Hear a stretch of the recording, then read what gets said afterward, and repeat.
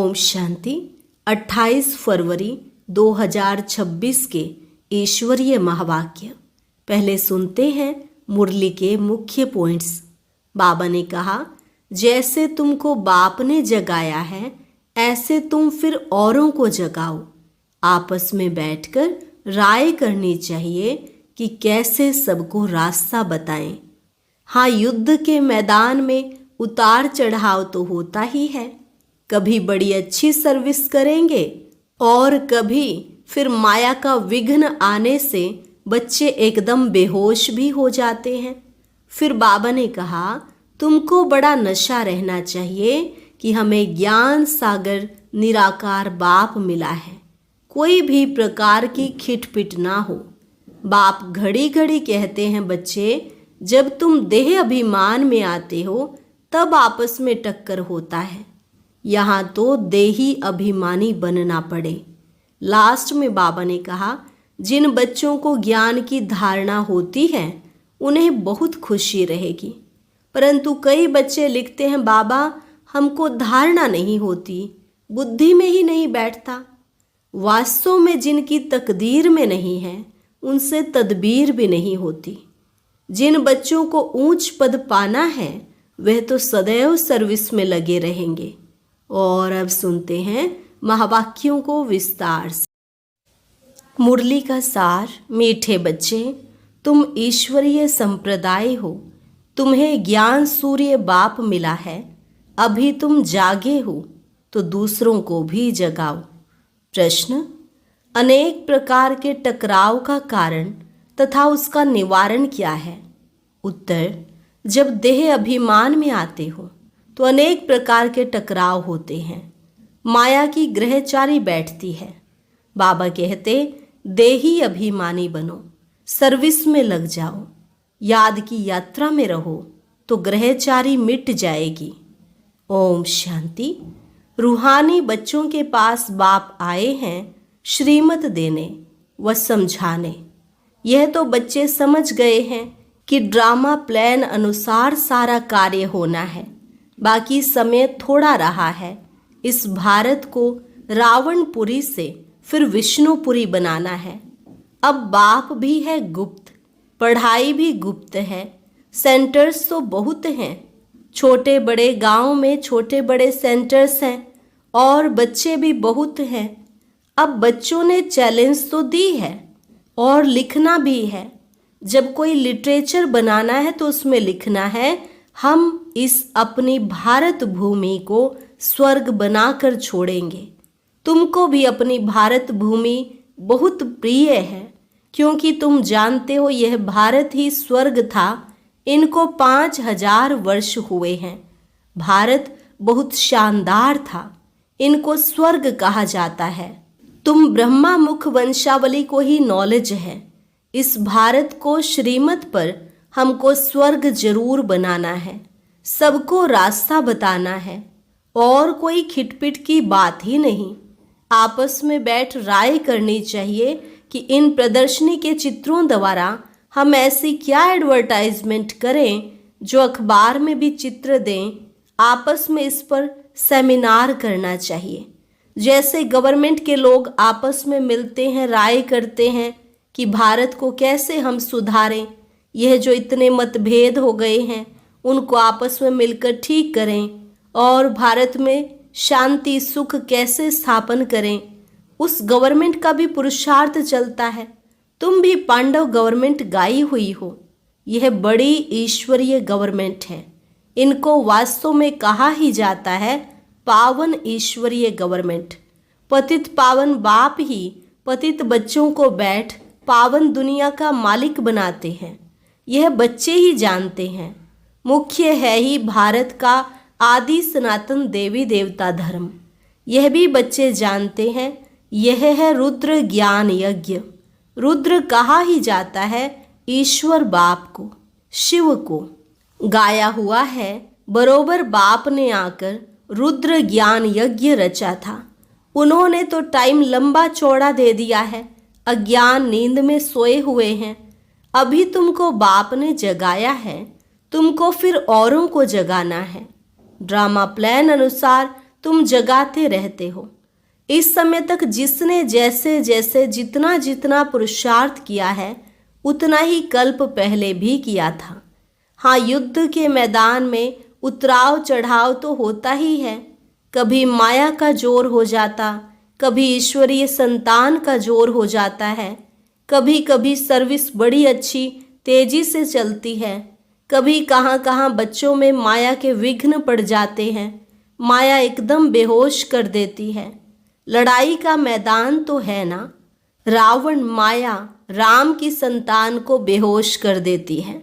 लक्ष्मण के लिए भी कहानी है ना। तुम कहते हो सब मनुष्य कुंभकर्ण की नींद में सोए हुए हैं। तुम ईश्वरीय संप्रदाय ही ऐसे कहते हो। जिनको ज्ञान सूर्य मिला है और जाग उठे हैं वही समझेंगे। इसमें एक दो को कहने की भी कोई बात नहीं है। तुम जानते हो बरोबर हम ईश्वरीय संप्रदाय जागे हैं, बाकी दूसरे सब सोए हुए हैं। वह यह नहीं जानते कि परम पिता परमात्मा आ गया है बच्चों को वर्षा देने। यह बिल्कुल भूल गए हैं। बाप भारत में ही आते हैं, आकर भारत को स्वर्ग का मालिक बनाते हैं। भारत स्वर्ग का मालिक था, इसमें कोई संशय नहीं। परम पिता परमात्मा का जन्म भी यहाँ ही होता है। शिव जयंती मनाते हैं ना, जरूर उसने आकर कुछ तो किया होगा ना। बुद्धि कहती है जरूर आकर स्वर्ग की स्थापना की होगी। प्रेरणा से थोड़े ही स्थापना होगी। यहाँ तो तुम बच्चों को राजयोग सिखाया जाता है, याद की यात्रा समझाई जाती है। प्रेरणा से कोई आवाज होता ही नहीं। समझते हैं शंकर की भी प्रेरणा होती है, तब वह यादव मुसल आदि बनाते हैं, परंतु इसमें प्रेरणा की तो कोई बात ही नहीं है।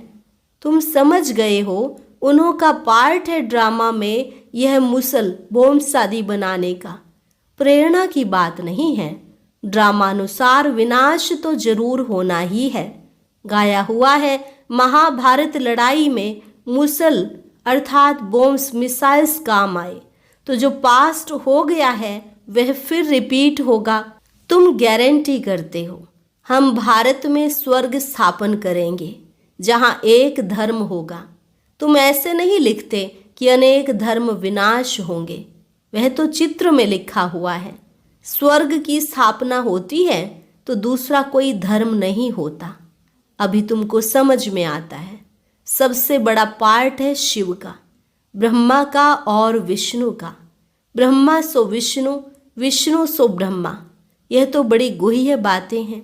विष्णु से ब्रह्मा कैसे बनते हैं, ब्रह्मा से फिर विष्णु कैसे बनते हैं, यह सेंसिबल बच्चों की बुद्धि में झट आ जाता है।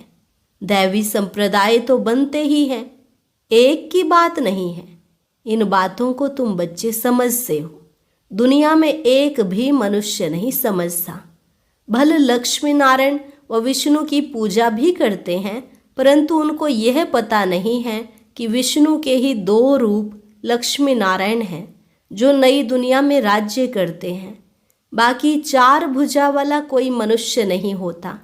यह सूक्ष्म वतन में एम ऑब्जेक्ट दिखलाते हैं प्रवृत्ति मार्ग का।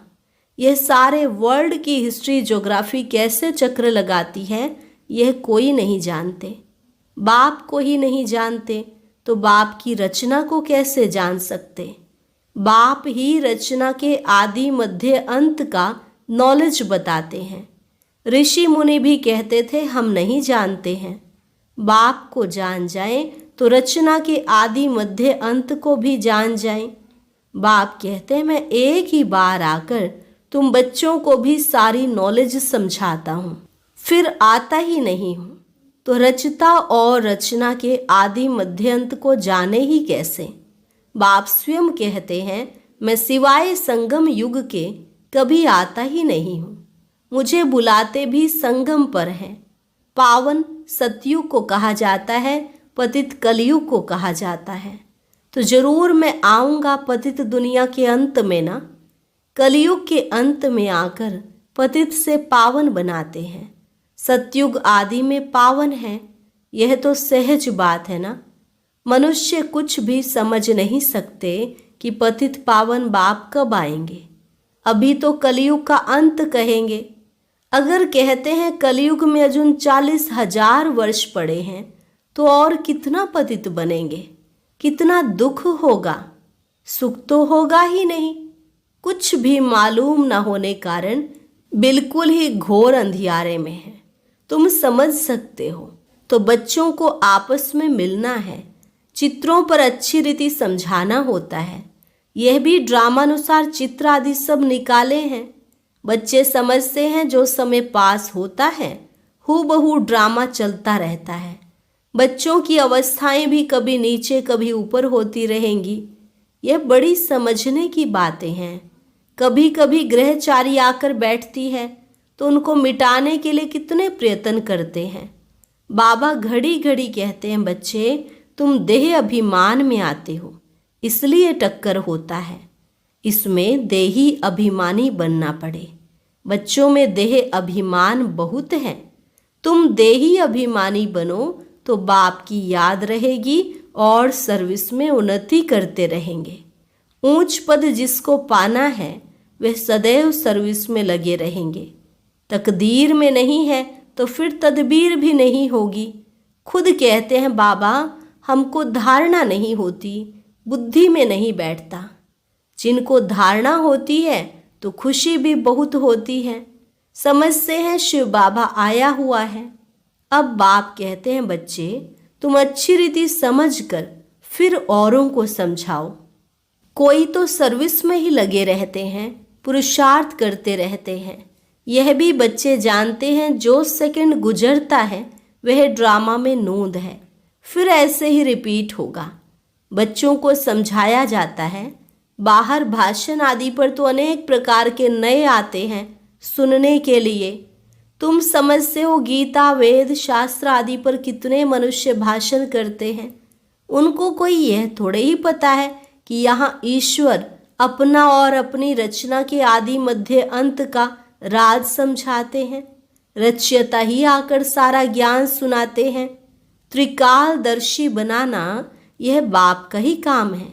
शास्त्रों में यह बातें हैं नहीं, यह नई बातें हैं। बाबा बार बार समझाते हैं। कहाँ भी पहले पहले यह समझाओ कि गीता का भगवान कौन है, श्री कृष्ण या निराकार शिव। यह बातें प्रोजेक्टर पर तुम समझा नहीं सकेंगे।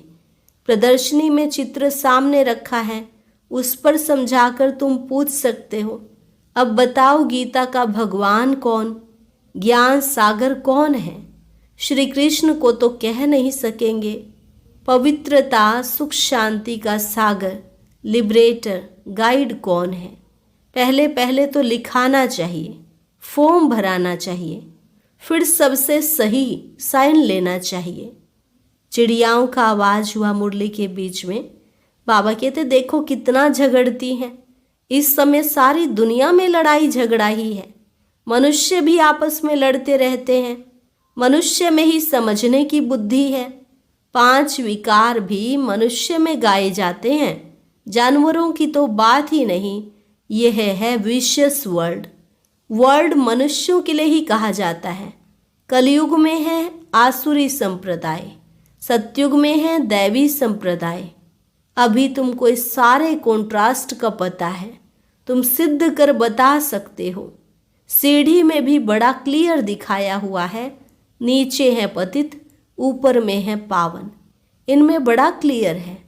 सीढ़ी ही मुख्य है, उतरती कला और चढ़ती कला।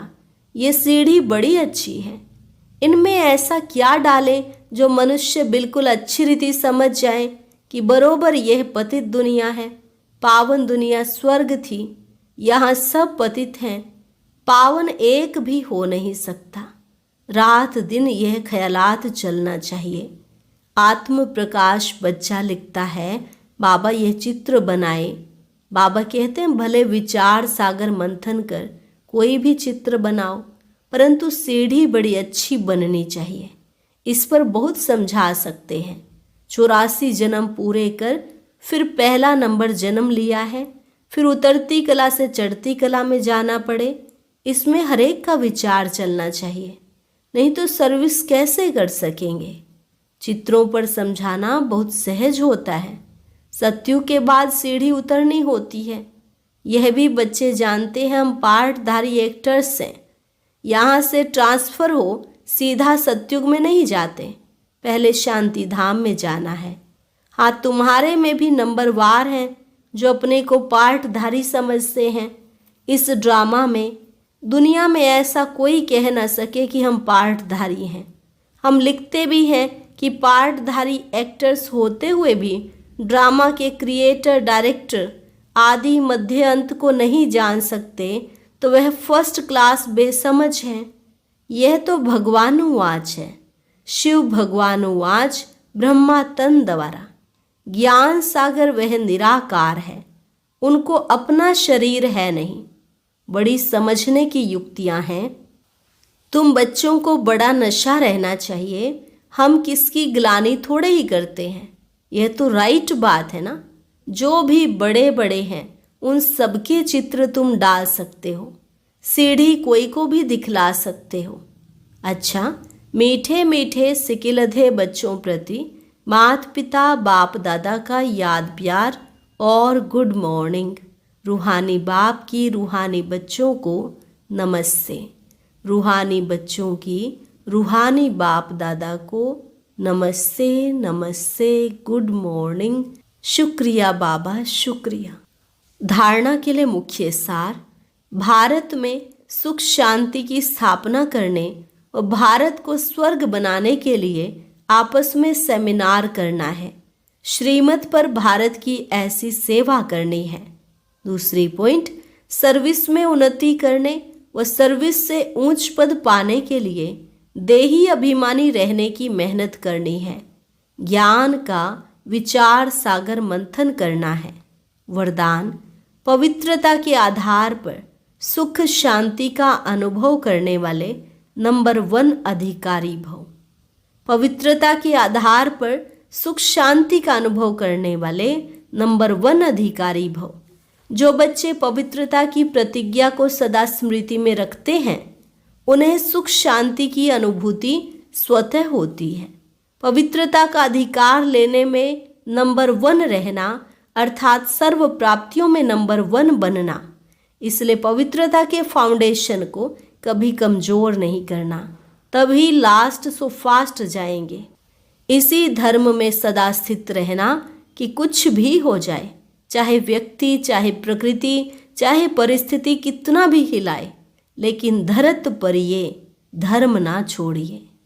स्लोगन, व्यर्थ से इनोसेंट बनो तो सच्चे सच्चे सेंट बन जाएंगे। व्यर्थ से इनोसेंट बनो तो सच्चे सच्चे सेंट बन जाएंगे। अव्यक्त इशारे, एकता और विश्वास की विशेषता द्वारा सफलता संपन्न बनो। बाप दादा चाहते हैं कि हर एक बच्चा एक रस श्रेष्ठ स्थिति के आसनधारी, एकांतवासी, अशरीरी, एकता स्थापक, एक नामी, इकोनॉमी का अवतार बने।